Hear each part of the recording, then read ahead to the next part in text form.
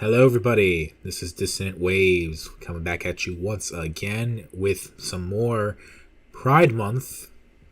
Let's see. This is episode 32.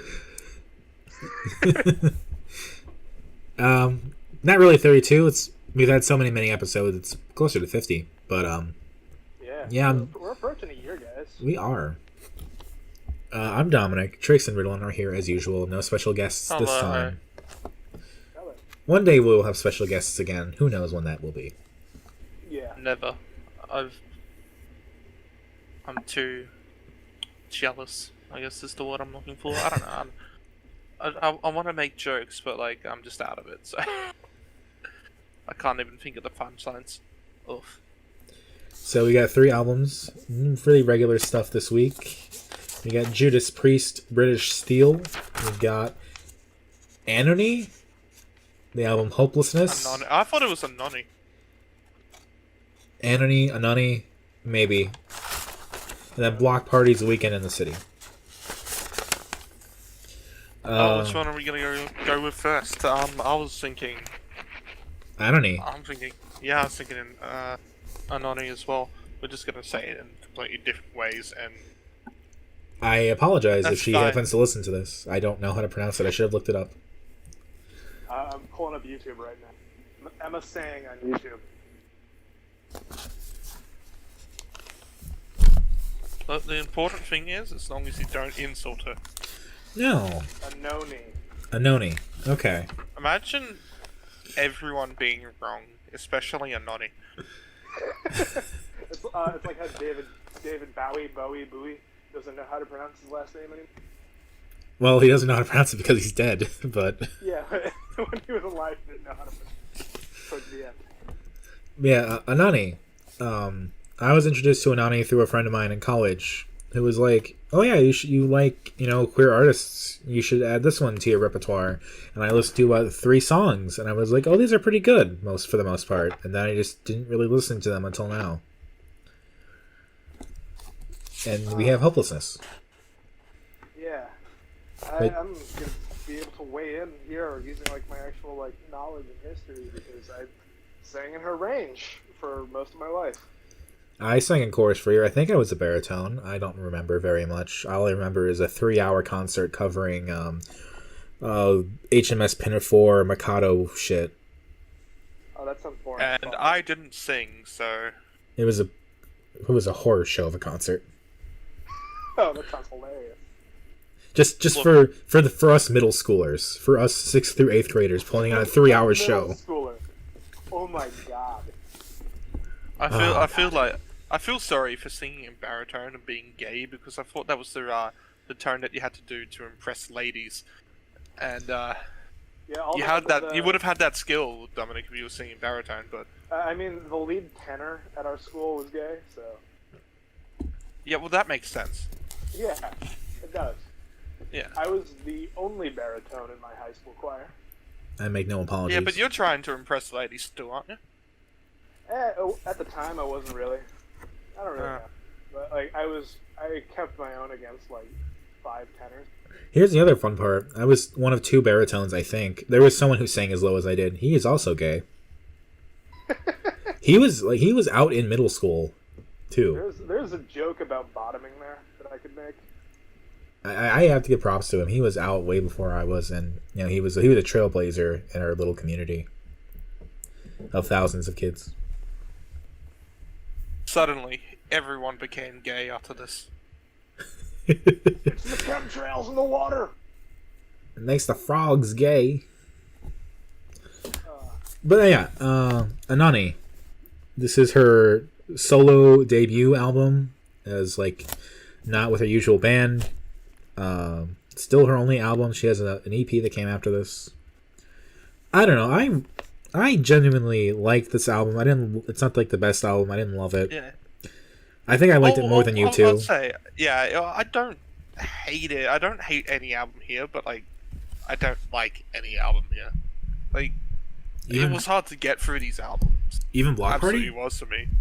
No, Bloc Party was. I'm talking about your twos. Bloc Party's. That's way ahead.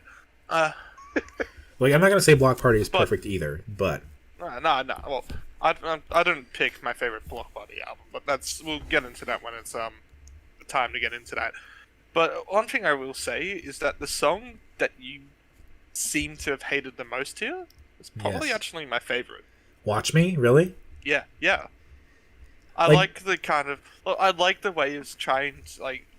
I didn't really enjoy it on first listen, but as I actually searched up the song to see, okay, what the fuck is she on about? It was kind of actually funny going through the lyrics and seeing what she was like. This whole the whole song's obviously for us that actually researched it.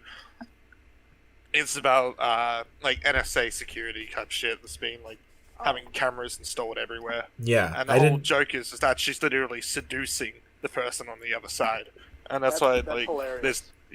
I thought when I found that out, I was like, yeah, that's funny. I'd say that was enough to make it my favorite. That's I fair. Would say 4 Degrees is a mood because I think she's basically just singing about, oh, it's cold and I want the world to burn, so it's not cold anymore. Because fuck it. From what I remember reading, she's singing about how we're all kind of responsible for what's happening, and she's kind of taking her own responsibility for it and trying to embody that kind of, lack of caring, even though all this terrible stuff's going on, we're still just kind of going with global warming shit. So just I want to see him burn. Let all the rhinos burn. Yeah.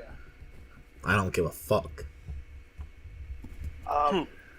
But I will say, with her voice, the first few songs it took me a bit to get into.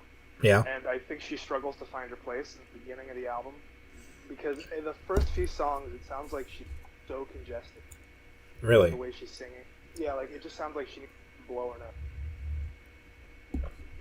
See, I would put her among the top 5 singers we had on the show, personally. Oh, definitely. As later in the album, as she finds her place and realizes that, and embodies more of the low baritone as opposed to trying to sing higher. Right. Okay. Can you expand on that more? Yeah. Well, because vocal range is a thing, and she's obviously a low baritone. I can, especially with a song like Obama, where she's singing real bass. Yeah, that was impressive. Yeah, it's those are some impressive notes to hit. I need to warm up to hit them. If you get out of your range, tell when somebody's out of their range. When I try and dip into my falsetto to jokingly sing Tiny Tim, you can tell it's not something I normally do. Right. Oh, excuse me. And so I think she was out of her range in Drone Bomb Me.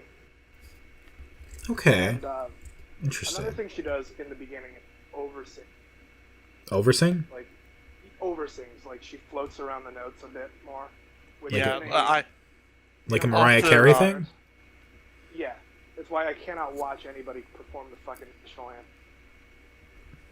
Oh, no, yeah. So many people decide when they do the national anthem, it's this is my big break. I've got to sing it loud and bad and be patriotic. When it's really, nobody gives a fuck. Hit the fucking notes and don't oversing it. I mean, I'm pretty sure in America, no one actually gives a shit about the national anthem. They just gave a shit about whether or not someone was standing for it. Pretty much. I mean, there are other verses to the national anthem that nobody sings. Here we had the Aboriginal NRL players try to do that whole, we're not going to sing the national anthem, to try and bring up that controversy to for everybody to go, why are they doing that? And yeah, they had a couple people go and say, they should be singing being patriotic, but those are just the casual racists. 95% of us just said, we don't fucking care. Right. No one ever actually sings it anyway. But with, as I was saying with the oversinging, in more of a baritone tenor kind of range, you can't really get away with oversinging because you're carrying harmony and not melody. Okay.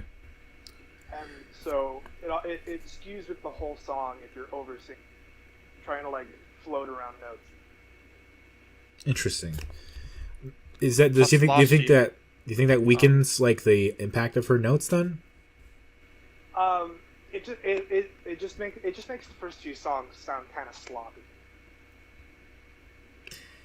Okay, I was interested because I asked that because every time I go back to Drone Bombing and 4 Degrees, I feel in my mind they are more impactful there's more going on than when I actually listen to them. Like there's something about actually listening to her singing those that's like a little bit off. I feel like, and maybe that's what it is.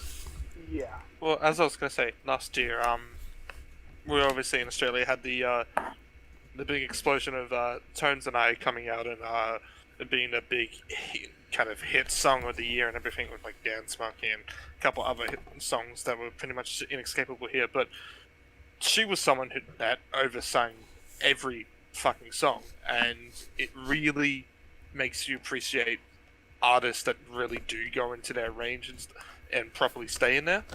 Because when they oversing like that, yeah, it becomes so croaky at times. It becomes really, like, it can get really hard to listen to. Yeah. Like in ANOHNI's case, you're not going to see ANOHNI. I can't fucking pronounce it. Like, it's not going to matter because you're not going to hear this being played fucking everywhere. But when you hear that shit getting played everywhere, it gets really annoying. Yeah. As the album went on, do you think you two preferred the songs where she like kind of let her voice kind of fill the air, or were songs where she really tried to control it and like alter it, or like do like she did in Obama? Because I feel like there was kind of a split between songs where she did both. I thought the further this album went on, the more I got bored. Honestly, the opposite for me. The further the album went on, the more I enjoyed it. Because it's like, okay, you have Crisis, which is kind of like Obama and that kind of low, kind of very close. But then it's like the songs that I really like were like "Why Did You Separate Me from the Earth" and "I Don't Love You Anymore," where she really just gets out there and just kind of fucking explodes with like a voice. She does it both well. I'd say my least favorite because I was just like going. It was because like listening to it, like the sounds that they were doing at the start of it just were giving me a fucking headache, and not in a good way. Which song? It was Violent Men. Okay. I was listening to that again when you said that. You explain. I didn't like that one. Maybe if I went into the lyrics there, maybe like lyrically it's better. I think actually, like, surprisingly, the more I looked into lyrics in here, like I go like, yeah, she's a pretty good lyricist here, but Violent Men, I had no real interest in. I just did not like the song. I'd say that's like one of the moments in which I say, yep, that's where the album's just like I'd cut it off because it doesn't get good enough from there, in my opinion, to make it worth continuing on for the album for me. I was listening to Violent Men. I noticed that has like the shrillest tone on the album. Yeah, for sure. Was that the point where it lost you, or did you said like at the beginning too?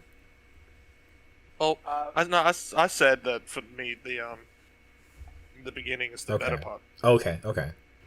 Yeah, for me the latter half of the album is where I really like. Oh, she found her place.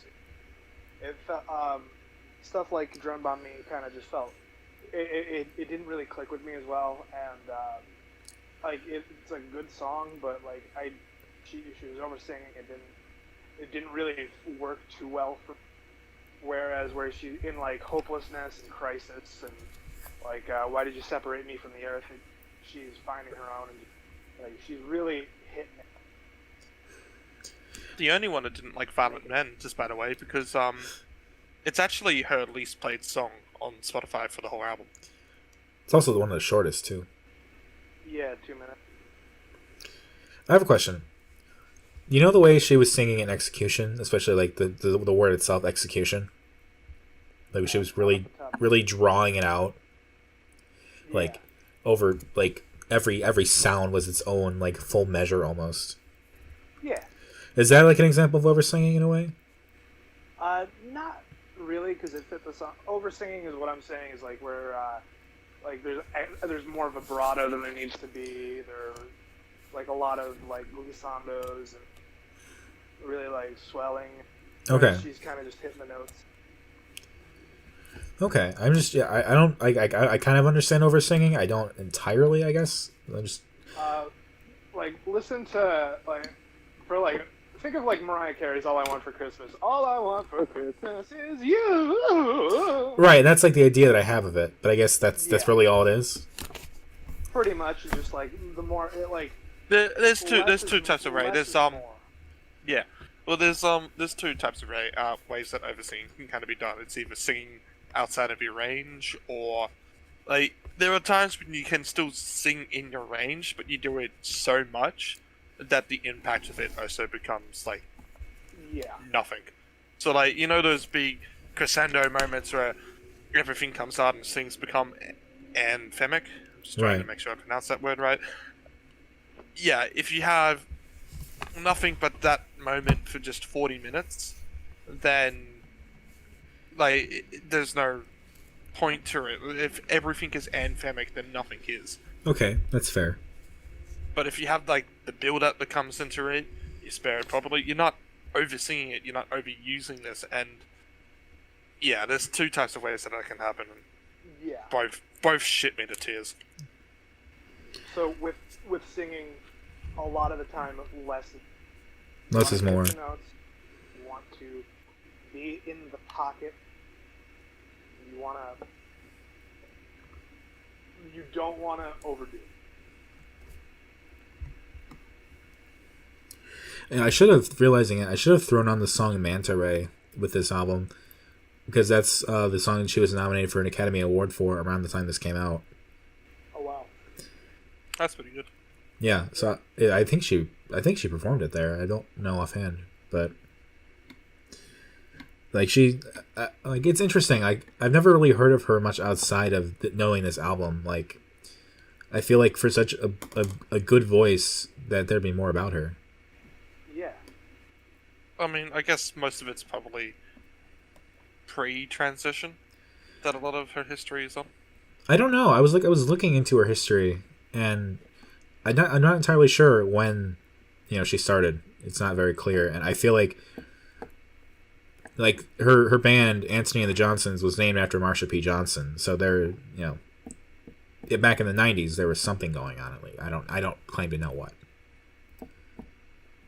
She did a song for the Hunger Games Catching Fire? Yes. Well, you went really lo-fi there. I think my headset just took a shit or something. Oh. Yeah, it did. Yeah, it did. Am I back to normal? Yes. Yeah, you'll be fine. I mean, I like her. I like the concepts that she was bringing, but I don't like the album in a full way. I don't hate it. I just don't really like it. It's just there. I wouldn't come back to this, except maybe Watch Me, but I still kind of doubt it. I mean, then again, I did think that I wasn't going to go back to Wunderbar, and I've actually been listening to that quite a lot, so who even fucking knows at this point. I mean, Watch Me I did not jive with, because I just thought it was like a ballad to her dad who had died or something. I was not reading into it as much as I should have been. Yeah. No, it's anything but, which I like. I think that's definitely the most creative song that I know of this, and I might have agreed with you, but I don't even think it was even without that context, I don't even think it was going to be my least favorite. I think I would have still gone to Van Men. I suppose that's fair. But but the context of it, and I guess if I actually went in and properly studied all the lyrics to this and what she was meaning by all this, I would probably enjoy a lot of this a lot more. Yeah. It's very political, obviously. Very. Yeah. It's I think in a way it's meant to be read. It's meant to you're meant to actually digest it and whatnot. Yeah. Which is an interesting kind of sphere of song making, because how much time do you have to digest lyrics when you hear them, and is reading them a necessary component of that? Hey, you can't just judge an album based off its sounds. You have to go with the lyrical content she's talking about. Pop music go. I mean, there's good pop music that does that too. Oh yeah, there is. I just think it's interesting when you elevate lyrics to just also kind of it's in movies, it's kind of elevating the script of a movie to a readable status, not just as a work thing and you just make to make the movie. The script would also read well, which is rarer than you think. I always love when you watch a TV show or a movie or something, and they put in a song and it's just so fucking out of place. And that's the second I knew the 13 Reasons Why was going to be a really shit show. Was when there was this very depressing, it was supposed to be this depressing, anybody could know your secret kind of thing. Yeah. And they played fucking Vance Joy's Mess Is Mine, which is just a romantic song. That's it. There's no depression in that song or any mystery. It's just Vance Joy saying to his lover that what's yours is mine, and that's it. And yeah, they decided to put that in a very dark and depressing or mysterious moment, and I just could not help but fucking laugh. Didn't the vibe fit at all? 13 Reasons Why is a trash No, show. vibe did not fit it at all. Okay. Because I would excuse it. Mess's Mind is like a pop folk song. Like, I would excuse, like, you know, if the lyrics didn't fit, if the vibe was still there. The vibe is fucking not there. They got it all wrong. Then again, sometimes it can be like a moment of like, what's the word I'm looking for? Like opposites. There's a fancy word for opposites. Yeah, like they could be trying to evoke the opposite of what you're supposed to be feeling for a certain reason.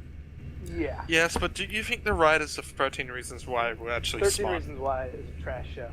Yeah. Well, speaking about them again, considering my my next pick has been featured on that show quite a bit, I guess. I did not know that. That's alright. My next pick's going to make us talk about something else. Oh, fun. So, I don't know. My favorites, I think... I Don't Love You Anymore. Why'd You Separate Me From the Earth? Either Joan Bomb Me or 4 Degrees might be in there. I don't know. I have that thing where I listen to them again and they're never as great as I remember them being. And my least favorite, I still want to say Watch Me, but it might be like Marrow, because I don't really remember Marrow as much. And like, you know, fuck Crisis for not being on YouTube Music also. I have Google Play Music, so it was on there. So. Yeah, I had computer issues recently, and having to listen to it on YouTube on mobile was a struggle, because Crisis just did not play in this country. I don't know why. Yeah, weird. That one song out of all of them. Yeah. I've already... you go first, Trix. It's just super weird that it's just one song. Yeah. Anyone wants comments? So I was gonna say my favorites and least favorites here I've kind of already like mentioned all the time, so like yeah, not really gonna repeat it. And there's not really much like other songs that really grabbed me too much. I either like remember it because I hated it, or like remember it because I liked it, or kind of just like yeah, I remember how it goes, but not really. So I don't think this is like as irrememberable as like a Cave Boys or Wolf Parade could get, but you know, it still did have a lot of moments that kind of just did blur together, specifically around the end. Like I said, like Violent Men's like where it really drops off.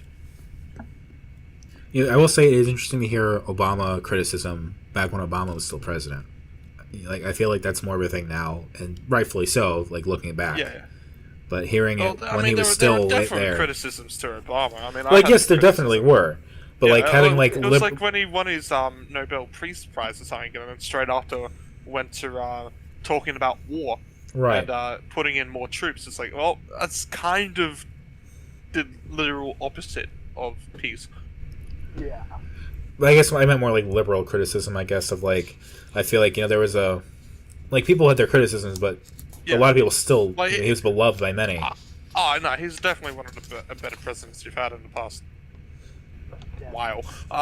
But like when you look back, it's like yeah, you heard the criticisms, but how much of that is actually still on record? And like here is a song at least that is on record.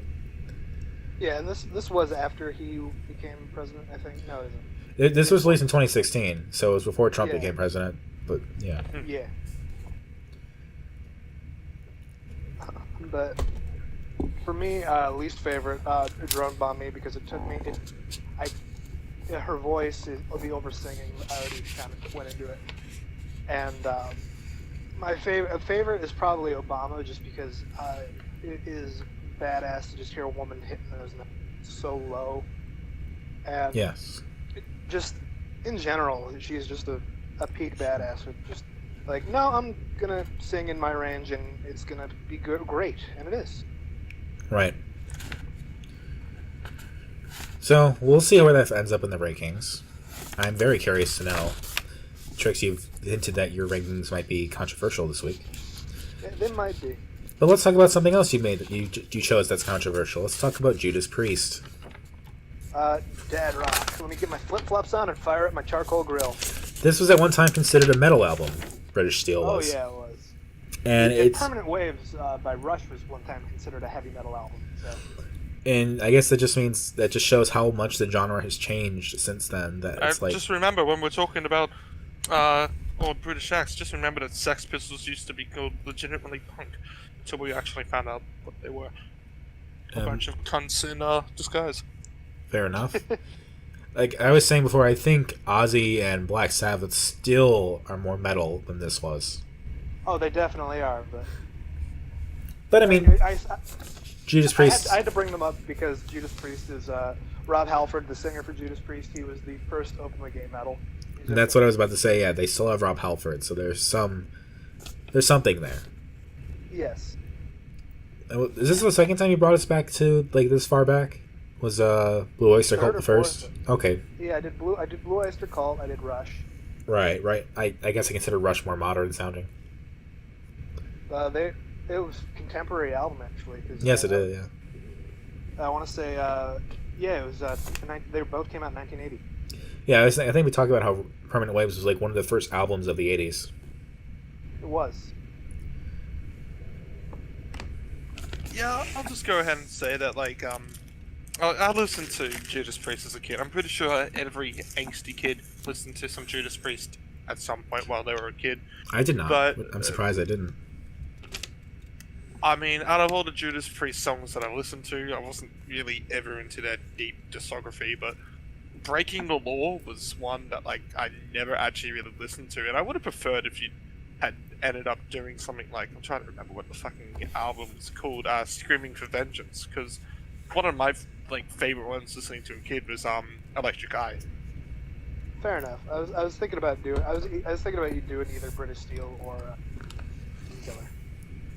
Oh yeah, Painkillers. That's the one that really just like fucked up drum intro, isn't it? Yeah, it is. Yeah, fuck.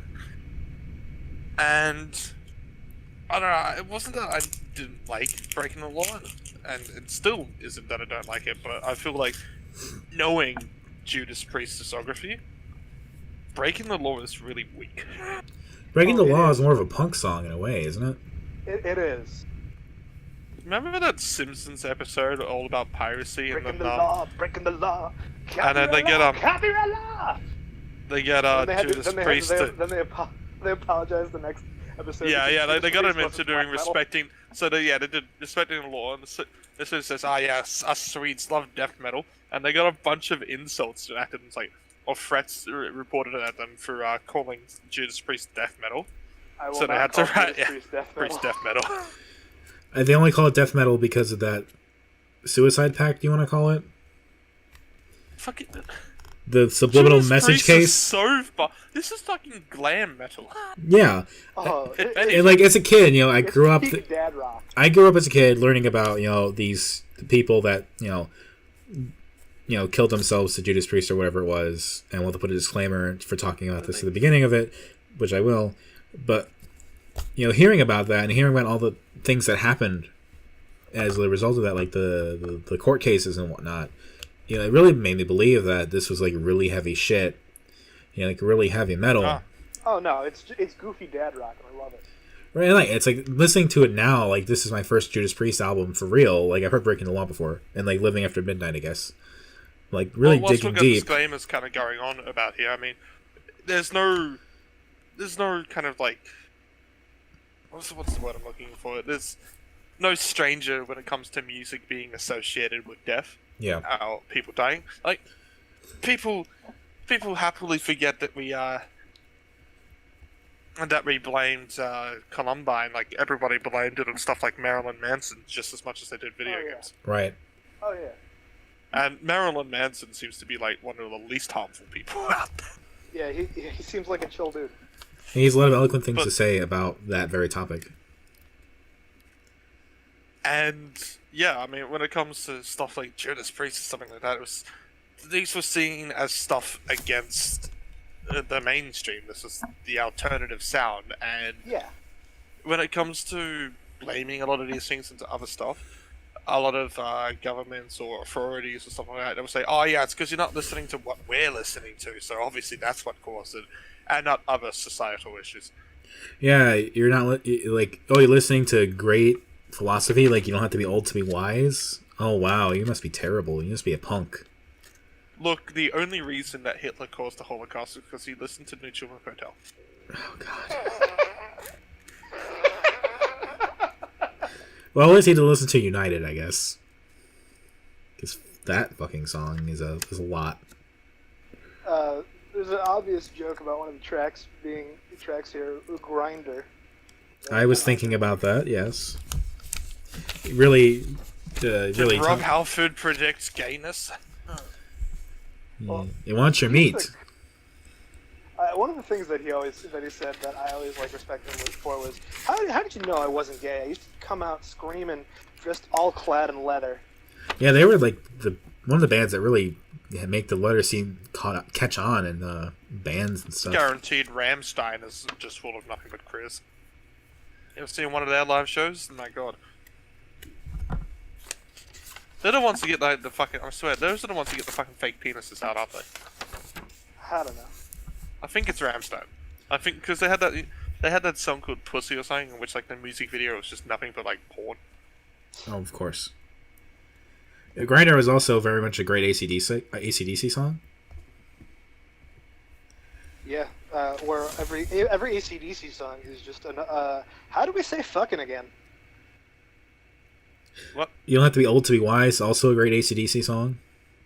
Yeah. So no, the way to describe AC/DC songs, it's literally the same 3 chords and that's it. Same 3 chords and giving the dog a bone. So AC/DC is Australian dad rock. Like I said, I refuse to ever bring up an AC/DC on this podcast because I'm not actually into them. They only had a few good songs and not enough for an actual good album. Thunderstruck is like their only real good song in my opinion. Thunder. And the best thing to come out of that is the fucking drinking game. Yep. You don't like Dirty Deeds done dirt cheap? Dirty Deeds done real cheap. The guitar on Thunderstruck is good. It's even though it's like 3 notes. Yeah. Also, is British Steel the album where we get this whole concept of metal gods, the gods of metal? I think so. That Metal Gods is a great song because they got like you can hear like the metal beast walking.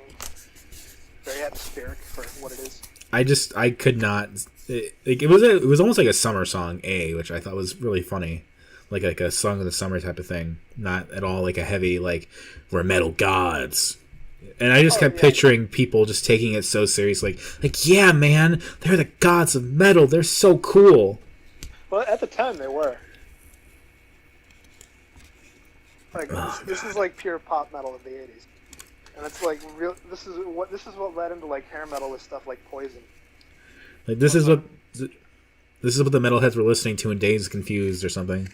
It's like that's disappointing. Yeah. Like I know music changed since then, and metal's become its own different thing. But and then when did Seek and Destroy come out? That was later in the '80s, I think. You were gonna say '84? Okay. Or not Seek and Destroy. What's the album? Kill 'Em All. That's the album. Well, when did Kill 'Em All come out? I think it was like it was after this for sure. I want to say '84, '83. So from 3 years we went from the fucking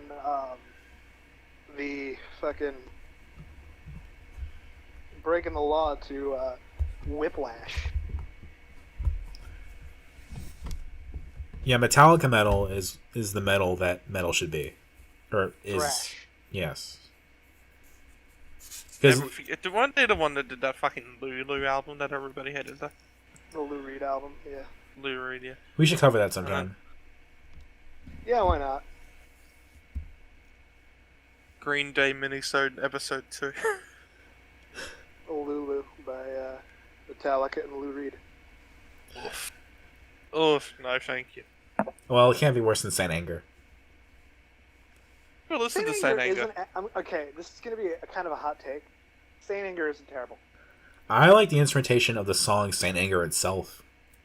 But The only thing that is like really hot trash on that album is the fucking snare sound. It just sounds like he's beating a fucking trash can. see, that's what I like about it. I like that it's so fucking weird like that. My favorite Metallica album would have to probably be either Ride the Lightning or Puppets. Master of Puppets is so good. Oh, Master God of Puppets damn is it. fucking great. Why haven't we done With, Metallica with yet? Jesus. Fucking Orion. Or they're like, yeah, we're just gonna write a fucking waltz. I mean, let's see. Master of Puppets is one of their best songs. One is also one of their best songs. One is their best song, full stop. No, one is okay. It's not One my is favorite. No, It's up one there. is their best One song, is- full stop. one is- I- one I is- off have- of And Justice for All. Yeah, well, that's like top 5, top 3, for sure. My favorite songs, Metallica songs, fucking Sanitarium is up there. Orion definitely.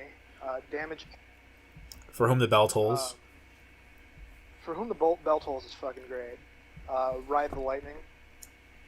And I gotta throw Anesthesia Pulling Teeth on there. That's just Cliff Burton shredding the fucking bass. Nothing Else Matters. Yeah, a lot of good Metallica songs. And Yeah. then we get into Load and Reload. I mean, you can listen to their live albums, you can just see the direction they were going in. Yeah.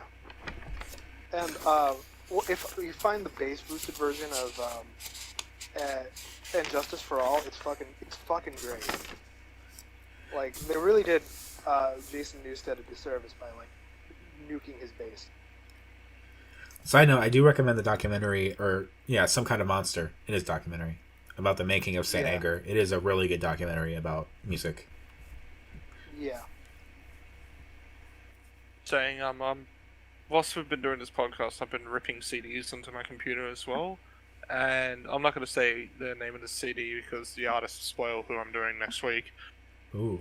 But yeah, this is taking 10 minutes estimate. It says to rip this one because it's like 30 songs. It looks like so more like 25 or something, but like all a minute.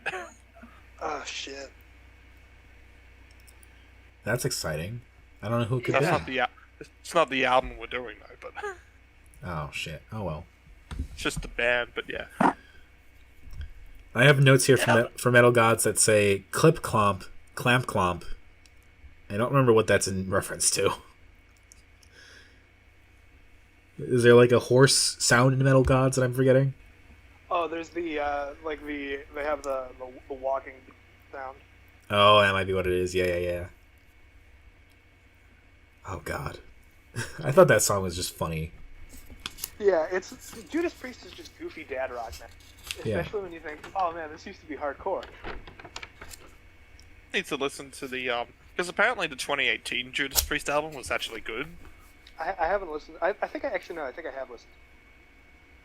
From what I heard, it was good, but I haven't heard it at all. So And Rob Halford's still hitting those notes. Good. yeah, that's good. He and Huey Lewis both. Yeah. I mean, this I put way ahead of you, Lewis. Oh, no yeah. question. Yeah.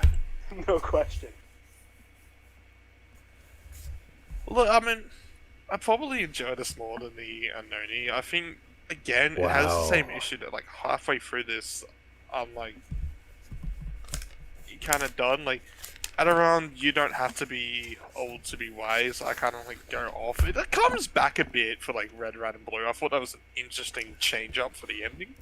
Yeah. That is It's an interestingly, like, weirdly patriotic song. that's a bonus track too, actually. Oh, actually it is. I didn't realize. Ends at Steeler. Ah, okay, well then... I have That's odd. Grinder live on mine too. Yeah, that was Yeah, that was a Spotify yeah. version. Yeah, well, I'll still talk about it. I don't think it's actually patriotic in that way, because UK don't consider their flag to be red, red, and blue. They don't refer to it as that, nor do Australians or New Zealanders, despite all having the same colours. And, I mean, they're all that. Especially since Judas Priest is English, aren't they? Yeah. And they Yeah. would probably more refer to the England flag, which is just red and white. Yes. Maybe So they were I calling. don't think this is really a patriotic song. I haven't looked into the lyrics though, but I would highly doubt if they're a British band doing a patriotic thing. Because, I mean, Commonwealth countries aren't so well known for liking America. Spoilers. I mean, I feel like United also was like kind of talking about American patriotism in a way. Yeah. Because like, United we stand and something will fall. It's kind of like almost quoting like one of the principles of like American government and how it was founded. Okay, Red, White, and Blue wasn't recorded until 1985. That's... Yeah, no, yeah, no, there's no reference to America whatsoever in United. I'm taking a look at the lyrics now. I feel like if it was going to be referencing any geolocation, like any that shit, it would be, United Kingdom. I suppose that'd be more direct. Yeah. I mean, I don't think they were that caring of America, to be honest. Like, I don't know, when it comes to a lot of 70s, 80s music and stuff like that, when it came to Commonwealth countries, none of us were really caring about America. That's fair. I know that might be weird to hear, because I know a lot of your pop songs and stuff probably would have cared about America, but I mean, our songs would have cared about Australia, United Kingdom songs would have cared about United Kingdom. That's just how it would be. I mean, that's how it would be for most countries, I would assume. Yeah. So I'd actually be very surprised. Like, Red, White, and Blue might be that, but guess we'll find out. I look at things through a American-centric point of view, and I need to move beyond that. Clearly. Actually searching up the lyrics for it now, seeing if I can find out what the hell they're on about in here. Goodbye, hello.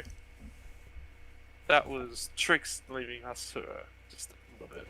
Yeah, my signal just fucking died, sorry.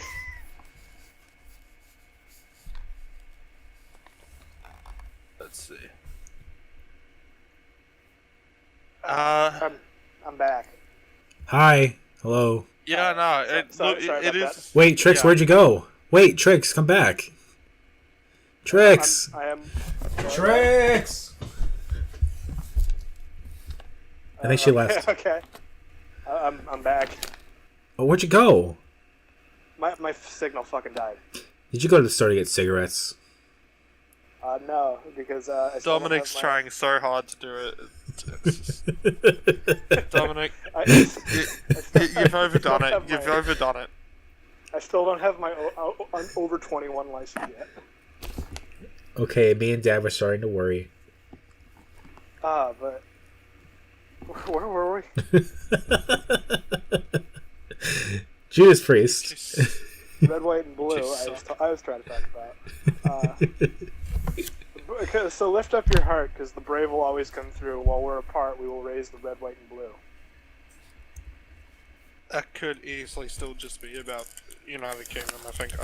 Yeah. If they're talking about home and shit, Yeah, they are talking really about doubt home, they're so talking. Yeah, I think that's it's more like, United Kingdom flag. Yeah, I think they're talking about how much they love their hometown, town world. Yes. United Kingdom's like weird. It's like you consider United Kingdom, I guess, one country, and then like everything else, like countries inside it. But yeah, it's weird. Yeah. Watch the CGP Grey video. And I think Scotland's trying to leave it, but like they're not trying to leave it. I don't know. They keep trying and they keep on failing. On the topic of flags, can I just say I'm disappointed that the laser kiwi didn't become the flag of New Zealand. Flag in New Zealand's just like, well, what was it? It's because you'll notice like really small differences between the flags, but all the differences. Red stars. Yeah, well, the difference actually is the constellation, because what Australia has is the Southern Cross. That's Yes. that's the constellation we have. I forget what New Zealand's is, but yeah, and That's really the only difference. I know there's a color difference as well, but yeah. What is this? No, that's That's the I know, it's flag a I good wish thing. they ended up picking. That's great. They use that feather though. Well, not a feather, like that leaf. I don't think it's a feather. It's a fern. Just a fern. That's right. Yeah, it'd be a leaf. They use that Okay. For a second. They use that a lot for their sports logos. Sports. Which is understandable to make it to.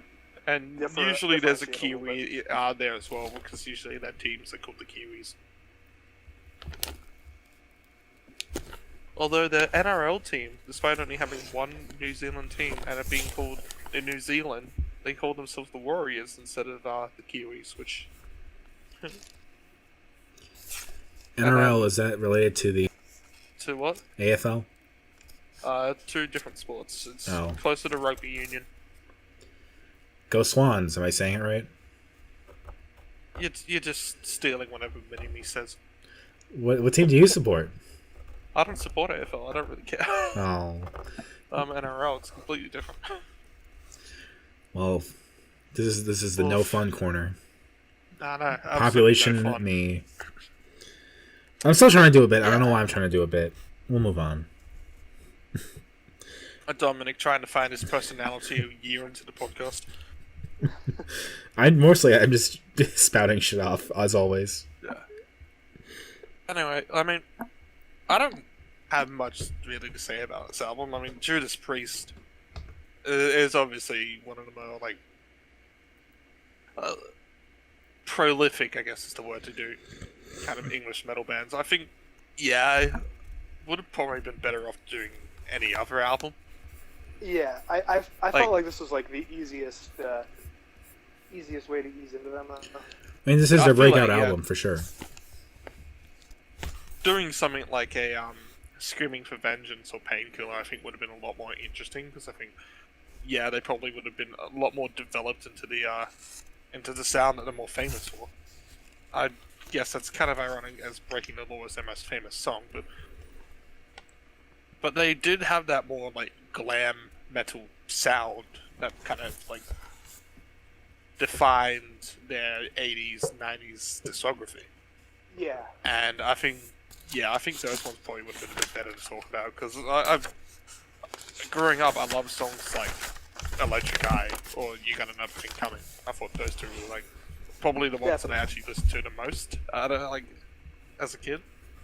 Well, again, Breaking the Law I never really did, so I didn't really have any like nostalgia going back into this one. It's like, I know that song, but like not really having an opinion on it. Not really much songs really grabbed me in other ways. I don't really have a least favorite, because there's no song I actually hate of this. Like, there's nothing that made me hate it, but like I don't really. I'd say my favorite is probably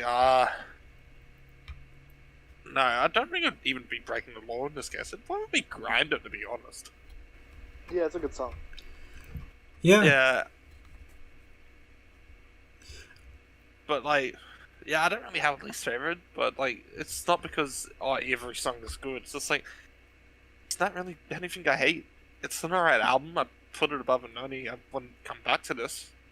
I'd probably be more likely to go back to ANOHNI than this, but I think, this is better quality. It's just, I don't know, when it comes to going into the sound though, there's so many other Judas Priest albums that did it better, or just other artists that did this type of sound better in the past. What year did this come out? This came out in the 80s, didn't it? 1980. 1980. Yeah, so the past 40 years, there's been. Fuck, 40 years. So I guess that's really kind of my opinion on this one. Chicks? Yeah. It's a good album. Again, no least favorites, because it's just like, it's a fun dad rock album. Put on your flip flops, fire up your grill, start cooking some hot dogs while this plays. That sort of deal. No least favorites. Grinder's great. Breaking the Law is a classic as always. Yeah. I guess for me, Breaking the Law, of course, favorite. I also had to give points to what is it? Rapid Fire, Heavy Fire, Rapid Fire. I just posted a picture of Trix Rapid when Fire. she listens to this album. Yeah, I like Rapid Fire. I like the music, the guitar stuff in Rapid Fire. I thought that was fun. Yes. I just want to grill for God's sakes. Least favorite, probably United was the cheesiest, so I didn't like it as much as the others. But you know, it's all dad rock, and that's kind of stuff where I start tuning out a bit. So it's fine. I don't know.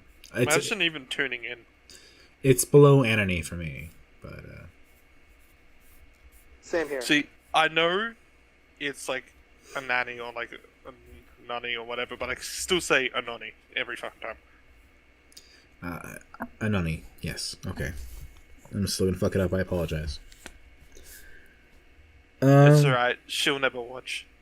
They all don't watch. If she did, that'd be cool. Anyway, that leaves us our last band to talk about. Finally getting the Bloc Party, our second Matt Tong band we've covered this year. Even though, I mean, Matt Tong was by far not the fucking, the frontman of this band. It's obviously Kil Okariki, or how would I say his name? Kele? It's hard. Okari or something like that. Like, it had a lot of E's. It's Kele. I think it's Kele. It's like, yeah, I don't know if it was Keel or Kele. I've always called him Keel. It sounded cool. I mean, it never really mattered when I always referred to it as Bloc Party. I mean, I never really got into his solo stuff. He ended up turning, like, after Matt Tong stuff left, Bloc Party went into way more of a poppier electronic direction that I just hate. I want to say that Bloc Party is a great band name. Yes. Absolutely. But, yeah, so... for those who haven't looked it up, it's spelled B-O-B-L-O-C, like a Soviet apartment block. So, Weekend in the City is their sophomore effort. It was put out 2 years after their absolutely fantastic debut. I mean, if you ask me what the best Bloc Party album is, it's fucking Silent Alarm 100% of the time. And I was contemplating doing that one, but I figured going to the one where there's a lot more, like, Keel and Kele. He hasn't come public at this point, but you can kind of tell there's moments in there where he's coming to terms with his sexuality. Yeah, stuff like I Still Remember. Like songs like I Still Remember. A little bit of Kreuzberg's and some stuff seems to be talking about, like, former relationships as well, which might not be so, like, oh yeah, he's definitely... I mean, at this point, it's most likely not with a woman that he's thinking of there. Right. I mean, that's just... by logic, usually gay people don't really talk about women when it comes to romantic partners. Usually that's we don't. That's just what I found, but... That's what I found too, you know, but I can't speak for all of my brethren. Some people put into the closet, though, that did get married, so... Yeah, my great uncle who died of the AIDS was epidemic. But yeah, and Trix, you want to go in with your controversial opinion? When I first listened to this album first, I'm like, oh, that's an interesting sound, and I quite like the riffs and like the melodies and stuff. And the more I listen to it, the more I can't remember any of it. It's like a Cave Boy, Wolf Parade sort of deal. Interesting. Like, I listened to it before we recorded, and I remember fuck all. You can't remember Hunting for Witches. Can't remember Flux. I just remember him saying Hunting for Witches. I don't remember the guitar riff. I don't remember that. I just remember him saying, "Oh, he said." Well, that one doesn't really have a guitar riff, to be honest. Like, it starts off like with this kind of like. Yeah, the synthesizer, but I don't remember the melody. I'm like, oh, these are cool melodies, and I don't remember any of them. Dominic, I hope you disagree. I do disagree. Thank you. I mean, in the first place, "Song for Clay" is the best song on the album. It's the first song on the album. It is fucking amazing. "Song for Clay," I I'll agree with that. I don't know if I agree that it's the best song of the album, but I definitely do agree that it's amazing. "Song for Clay" I can recreate in my head right now, like in real time.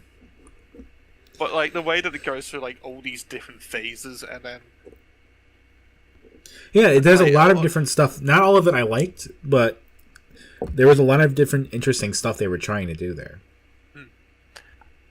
And the chorus on that is just fucking great. Yeah. The people are afraid to merge in the freeway. I just like how disappear here sounds like he's just repeating like the disappear here, like the rhyming scheme of it almost sounds just echoey. Yeah, and like it builds up the whole kind of theme that this album tries to bring. Like, unlike Silent Alarm, which had a lot more like talking about personal shit and really only that, whilst there was a bit of politics in it, it was more kind of like talking about personal like friendships and stuff in there. Like songs like She's Hearing Voices is like schizophrenia. While in here there was actually a lot more about it that's talking more about the country that they're living in. Or like London. Like Hunting for Witches was right after a terrorist attack happening. It was talking about how we put in this kind of belief that the terrorists are just like all the minorities and stuff that are around here that kind of got sprayed from media and spread around some casual racism. The prayer seems to be talking about people who care more about fame than anything else there, and it just seems to be referencing cocaine. And then you also have songs like Kreuzberg in I Still Remember, which kind of talk about like finding romance in the city and homosexuality. And you have songs like Uniform, which talk about a lot of kids who are kind of like conformity and kind of shit like that, where it feels like all the kids have this pressure to kind of be the same. That's why it references being in the mall and shit and seeing all like, oh yeah, look at all the fashion trends and shit like that, and that's what it kind of brings on. Yeah. Whereas Home talks about refugees. It's very much talking about the whole, pretty much of London in 2007. And it doesn't just stick to one topic, which is a lot of bands just go like, oh yeah, I really like this topic, let's talk about it a lot. And they do repeat a lot of their topics, but they like, mix it up enough to make it interesting. Yeah. They introduce enough to keep it varied. I will say it is disappointing to me, because we talked about this before we recorded, that the number of the songs that I liked are technically the bonus tracks. And we talked about this with Judas Priest as well, how Red, White, and Blue and Grinder Live are not part of it. They're bonus tracks. Look, one of my favorites, the Bloc Party songs Full Stop, is a bonus track on Silent Alarm. The song 2 More Years. And like you can't listen to that on Spotify because it was like released as like an EP in England and like as a bonus track on the CD in Australia. Oh, of course. I can't listen to it on Spotify. Literally, it's just that song was a hit here. It was. And it's fucking fantastic. But yeah, it's a bonus track, and they have very good singles. Like at Flux, I thought it was different from the album, but was great. Selfish Sun, also like a great closer. I thought. I don't remember SRXT as much because SRXT is probably like the weakest song on this album. Yeah. But like I think it started really strong. I think the problem is that it peters out. The first 5 songs in this are absolutely incredible. I think On it kind of falls back on, but like we have this, it kind of come back from Where Is Home is a good song. Yes, in my opinion. Kreuzberg might phase out for you too, but like the more I like Kreuzberg, okay. I like it okay. Yeah, the more I've listened to that song, the more I enjoy it. The song I don't like as much as I Still Remember. I don't know. Yeah, no, I wouldn't call it a strong highlight. I think it's weird that it was the hit. Yeah, it was I think it was a single. Yeah, it was like the big hit of the album. I don't get that really. No, it wasn't the big hit of the album. Hunting for Witches was. Yeah, Hunting for Witches is really cool. Hunting for Witches and Flux were like the big songs off this album. Yeah. Or Flux, I guess, a bonus track, but no, Hunting for Witches was way more of a hit. I Still Remember was. Oh really? I thought I Still Remember was like positioned as like the one. Okay, never mind. Hunting for Witches is that was actually one of the first Bloc Party songs I showed my girlfriend. I think I Still Remember was a hit in America. Maybe that's might have been what it was. It was a hit, but it wasn't the biggest hit. I don't know about America, but over here and stuff, Hunting for Witches was way more of a hit. I think I was reading that I Still Remember was over here. That's where it got bigger. Yeah. That might be what. Let me check their charts. And like Scroll down. It's nice that it's a song about like remembering like a love from school, like a gay relationship kind of thing. But it's just kind of nostalgic-y and syrupy in a way that I didn't really jive with. It's just kind of mid 2000s like indie, And I feel like there's much more the album has to offer than that. Let's go into that. No, you're actually right. Yeah, I still remember it's the biggest charting hit in US, and actually in Australia, and everywhere else, it's The Prayer. Yeah, that makes more sense. The Prayer is better than I Still Remember. Hunting for Witches ended up getting the highest position in the Hottest 100. Yeah. It became because Bloc Party's always been a big Triple J act as well. Yeah, I mean, despite being British, even that's interesting. Oh no, we listen to a lot of English I know. music here. I know. Yeah, it's. I feel like every time you bring up Triple J, it's for Australian act. Yeah, well, I mean, when the original Hottest 100 of all time happened, number one was Joy Division. Oh, fair enough. Yeah. That's only just been changed. Well, not only just been changed, but that only got changed when Smells Like Teen Spirit got released, which is now for some reason. I don't know. I like Smells Like Teen Spirit, but I don't even think it's the best of the Nirvana song. No, it's not. I think Polly's the best Nirvana song, and that's kind of the hot take. I like Heart Shaped Box. Yeah, I was gonna say Heart Shaped Box.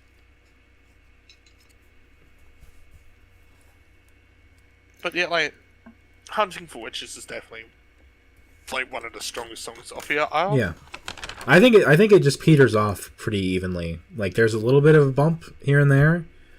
Like Where Is Home is pretty good, but like I Still Remember in the Sunday and SRXT is.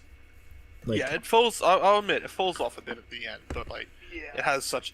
Again, this isn't like Silent Alarm, which I consider just like. I mean, Silent Alarm is one of my favorite albums of all time. That's just full stop. And I like A Weekend in the City. I think it's a fantastic album, but I still recognize that this has flaws. Like, specifically, yeah, it falls off at the end. It kind of it doesn't end as well, right? As Silent Alarm did, but it starts off so goddamn strong. Like Song for Clay is a perfect opener for this, and then you have Waiting for the 718 is probably out of the first 5 songs. I think is the weakest. I still like it. Compared to the first, it's good indies. That's comparing out of the first 5 songs. Though. It's good 2000s indies. I'll say that. Yeah.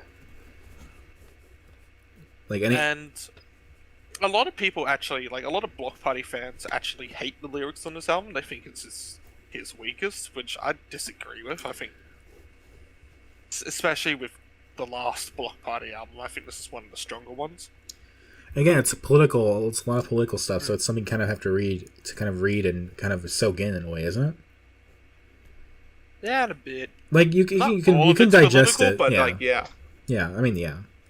It's not like an ANOHNI thing, but there's still stuff to say. I wonder if that was why Matt Tong left. He just wasn't getting enough.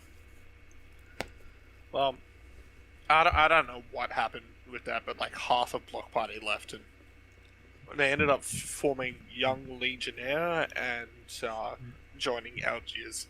Yeah. And then Keel or Kelly, and I think it was the guitarist or something, ended up staying. They ended up getting. I mean, the new drummer's alright, but just she doesn't hold a fucking torch to Matt Tong. I mean, when you hear his work on Algiers, it's amazing. Just wait till you hear Silent Alarm. That's where I fell in love with his drumming. Fair enough. Matt Tong's a fantastic fucking drummer. That's just full stop. I just feel like it's Bloc Party's loss. I think his drumming is important here too. Yeah. he does a great job in here. I don't think it's as great as Silent Alarm, but Yeah. I think the songs aren't as dance punky as Silent Alarm was. Fair enough. I don't know.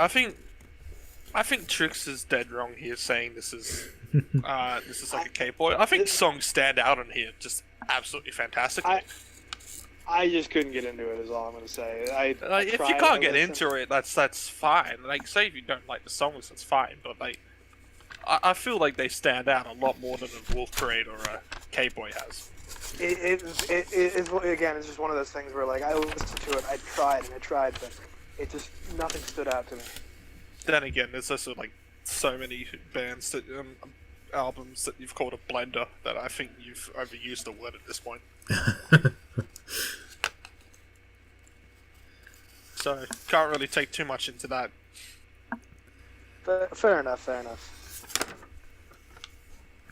Look, I'd say it's hard to pick a favorite off this, but I'd probably just have to stick with Hunting for Witches. I think, yeah, that's the song which I more when I remember this album, the first one that usually comes to mind is Hunting for Witches. I'd say my least favorite's probably SRXD. It's probably the least memorable out of all these. I can still remember it, obviously. I still remember, good joke. But yeah, I'd say that's probably just my least favorite, but not bad, it's just I think SRXT is my least favorite as well. Song for Clay is my favorite. I think Song for Clay is just so fucking good. Like, and I gotta give a shout out to, what song is it? Which is the song that shifts halfway through? Is it On? No, I think you might be talking about Uniform. Yeah, Uniform. Okay, yeah, that's the other one I really like, where it shifted halfway through and became really heavier, kind of like Song for Clay. That I really enjoyed that one as well. Not enough to remember the name, unfortunately, but I enjoyed it. Trix, you want to even bother, or? Yeah, we already know. I only one I vaguely remember is the opening track, because I'm like, oh, that's a good opener. It's like the only thing I can remember about it. Fair enough. It would be a great song to use in like a race in a movie. Alright, well, whilst we have your hot takes already here, you want to do your ranking, Trix? My number one is my number one's probably going to be ANOHNI. Really enjoyed that album. I'm probably going to end up listening to it more. To me is Judas Priest, and number 3 is Bloc Party. Okay. Interesting. All right. All that made it. I didn't disconnect or anything. You got really frayed there. Yeah, you're going 50-50, but we got it. Yeah, no, I'm literally going to go to reverse here. I think my number 3 is ANOHNI, number 2 is Judas Priest, and number 1, I mean, look, I know I'm biased here, but it just is. Bloc Party's just way above these 2 albums for me. And for me, I'm going to disclaimer this ranking by saying that I don't think any of the albums is I didn't like any of them enough to be fully confident that they're a true number 1, perhaps. I think even the top 2 have enough flaws that in a better week, maybe there'd be like a better album to usurp it. But for me, Definitely. Bloc Party number 1, ANOHNI number 2, and Judas Priest number 3. Which means we're all different once again. Don't you just love it when we disagree? Look, as long as someone else likes the Bloc Party, it's all good. Which leads us... Well, okay. I haven't asked this question in a while, but if there's one song from this week everyone should check out, what do you think it is? Say Song for Clay or Watch Me. Okay. Song for Clay is a good choice. Watch Me. I don't agree Yeah, I with think as much, Song but, for Clay is like, if you want to see a really great opener to an album, because you don't get enough of them, Song for Clay is a great description. If you want to see a very interesting song that you probably haven't heard, because Bloc Party is more well known than ANOHNI is, right, and Judas Priest is more well known than ANOHNI, then I say Watch Me. I think for if you want to know what Anoni is like, just listen to "Why'd You Separate Me from the Earth." That's such a great. There's a lot of great like vocals in that song. Otherwise, yeah, song for Clay. Tricks. I think Obama's a really good song to just check out because just for pure vocal talent. Fair. That leads us to next week. Let's everyone pick. I'm going last here, so. Oh great! You're gonna surprise us again. I'll go first because everybody knows what I'm picking. I'm gonna be doing Rainbow Kitten Surprises, Seven and Mary. Okay, you stuck with the choice. Good. Yeah. That means everyone knows my choice as well. I'm not as confident in it as I used to be because I don't know if it's going to be as strong as I hoped it was. But I've laid the groundwork enough to finally give us Bloom by Troye Sivan. I have very carefully introduced us to Blonde by Frank Ocean, which people have compared Bloom to in parts. I've brought up Ariana Grande was on the Lady Gaga album. She also guests on here. I did the episode where we compared his EP and Aiden Alexander. And there's so much else. We did the Aliax album. We did the Lauv album. I have set the groundwork for this fucking album. Even though we are now a week... Cordy, and I don't even really like Cordy that much, so this will be fun. Even though we're a week out of Pride Month now, it's July as of this recording, I still want to do Bloom. I have been waiting for this moment. Alright. I hope it's worth it. Are you ready? Are you ready for my pick? Sure. I'm ready. My keyboard's at the ready. Sorry, hold on.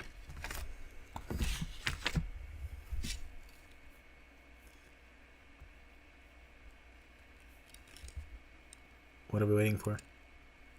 Is this coming through? Oh. Is it SpongeBob? It's the album that inspired SpongeBob. We're doing Wayne's the Mollusk. Alright. That probably came through very poorly in the fucking microphone, but you know. It did. I can't wait for you to hear the playback when this episode goes up. Just replace it with an actual proper version. But yes, continuing on my little streak that I'm doing until a certain episode. Well, I'm just gonna go with some non-Australian artists and just some albums that I've been either listening to quite recently or enjoyed a while ago. I figured, hey, it's fun to break the character for a while. And yeah, I've just been listening to a shit ton of Ween recently, and I asked a while ago which one would you prefer, a country shit take or sea shanties, and you all went sea shanties, so we're doing the sea shanties. Didn't Ween make a song or two for SpongeBob? Yeah, they did the Loop de Loop song. Okay, that's a good song. And the other song, which we'll get more into next week, that you would know was Ocean Man. Okay. Those are the top two songs on YouTube Music. Yeah, well, of course they would be. Well, that's gonna do it for us. Ocean Man's their most popular song now because of SpongeBob. Probably rightfully so.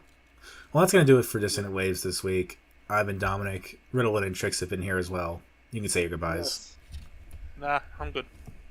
You can catch me on Twitter at DACICHOCKI. That's at DA Chikoki, but nobody knows how to pronounce Chikoki, so I just spell it out. Chikoki. I did it. That was a good shit take on it. Thanks. You can catch me writing stuff for tiltingwindmillstudios.com. That is tiltingwindmillstudios.com.